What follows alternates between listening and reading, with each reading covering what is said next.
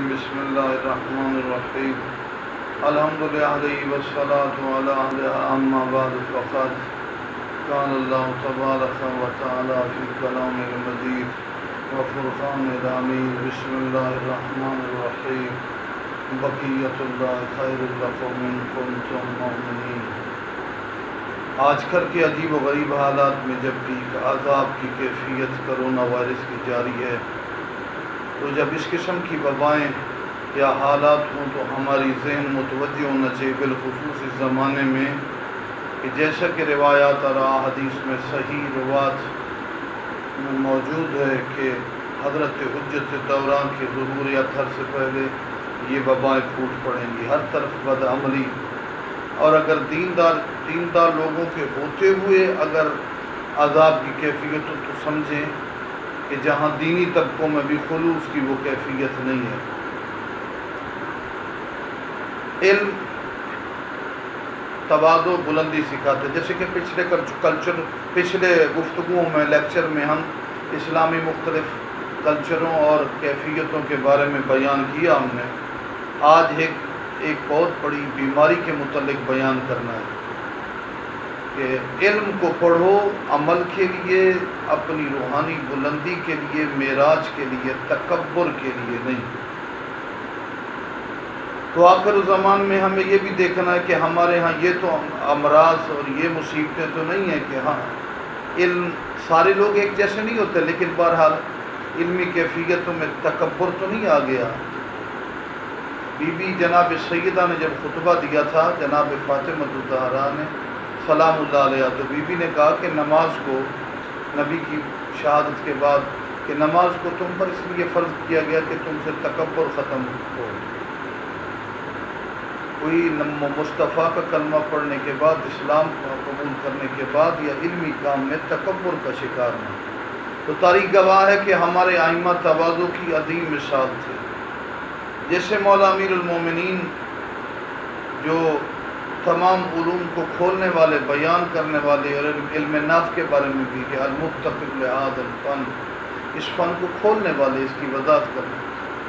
تو میرے مولا امیر المومنین کے تواضع اور اخلاق کی بلندی کا یہ عالم تھا کہ میں نے خود کتاب میں پڑھا ہے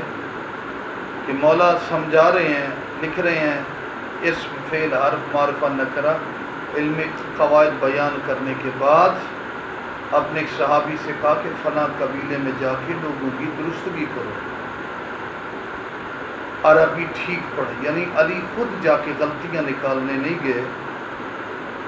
بلکہ طریقے سے کہ دوسرے لوگوں کو اپنی توہین کا احساس نہ ہو، علم کو روحانی لحاظ سے پڑھا جائے۔ جو آدمی علم پڑھ کے کہے کہ میں بڑا عالم، تکبر کرے یا لوگوں کی غلطیاں اتار کر اپنے آپ کو بڑا ظاہر کرے، تو یہ شیطانی طریقہ ہے، رحمانی طریقہ نہیں۔ جیسا کہ علی مولا کے دشمن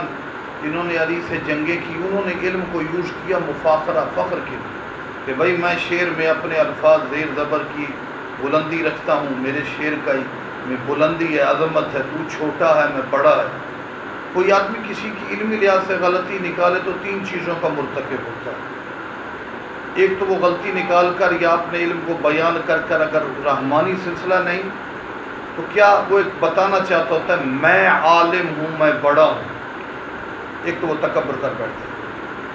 دوسرا کسی کو گرانے کے لیے اپنے علم کو بلند کرنے کی کوشش میں حسد کر بیٹھتا ہے۔ تیسرا کسی کی نفی کرتے ہوئے اس کی غیبت کر بیٹھتا ہے۔ لہذا علم کا یہ مصرف کا یہ طریقہ کہ جس میں تکبر، حسد اور غیبت ہو، قطعی طور پر ناجائز، حرام اور شیطان کے طرف میں سے، جو آل محمد کے طریقوں میں سے نہیں بلکہ آل محمد کے دشمنوں نے مفاخرہ، فخر، بڑائی، تکبر، حسد کے لیے علم کو یوز کیا، یا جو کچھ حافظے میں آیا یاد کیا اس کو۔ امام زمانہ کے ظہور اطہر کے بعد علم تواضع کی شکل میں، دیکھیں اگر کوئی آدمی علم پڑھ کے علم کو خرچ کرے یا اس پر علم کا مثبت اثر ہو تو اس کی مثال اس درخت کی ہے کہ جس کو پھل لگے تو وہ جھکتا جاتا ہے، اور وہ درخت جو اکڑ جائے، سیدھا ہو جائے تو اس پر پھل تو پھل، پتے ہی نہیں رہتے۔ تو لہذا تکبر کا انجام بربادی اور تباہی ہے۔ میں نے امیر المومنین کا یہ واقعہ نقل کیا، جیسا کہ مولا نے اس قبیلے کی عزت کو رکھا ہے۔ عام طور پر کئی صدیوں سے امام حسن اور حسین علیہم السلام کا وہ واقعہ کہ وضو کا طریقہ بتلایا اس انداز سے کہ وہ آدمی